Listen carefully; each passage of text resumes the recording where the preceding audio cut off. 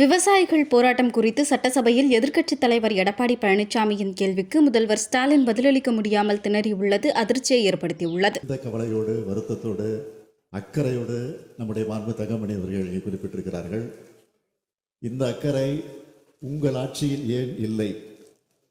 ஆனால் நாங்கள் எங்களை பொறுத்தவரை, திராவிட மாடல் ஆட்சியை பொறுத்தவரையில் அரசு ஊழியர்களுடைய கோரிக்கைகளை அவர்கள் ஏதாவது கோரிக்கை வைத்து போராடுவது அவருடைய உரிமை.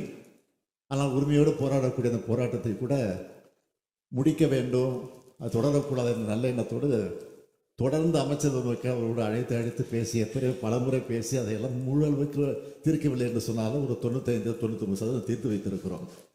ஆனால் நாங்கள் டெஸ்மா கொண்டு வரல, இரவோட இரவாக அவங்களை போய் கைது செய்யலை, கொண்டு போய் ஜெயிலில் அடைக்கலை. இதெல்லாம் கடந்த கால அதிமுக ஆட்சி நடந்துச்சு. எங்கள் ஆட்சி இல்லை. இப்போவும் சொல்கிறேன், நாங்கள் அரசு ஊழியருடைய போராட்டத்தை வேடிக்கை பார்த்து கொண்டு இருக்க மாட்டோம்.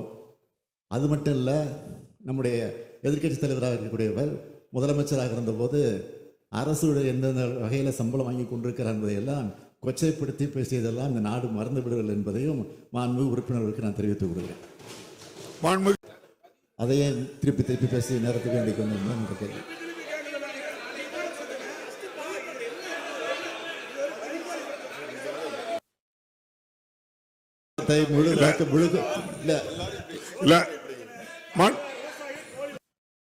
நாங்க மறுக்கல.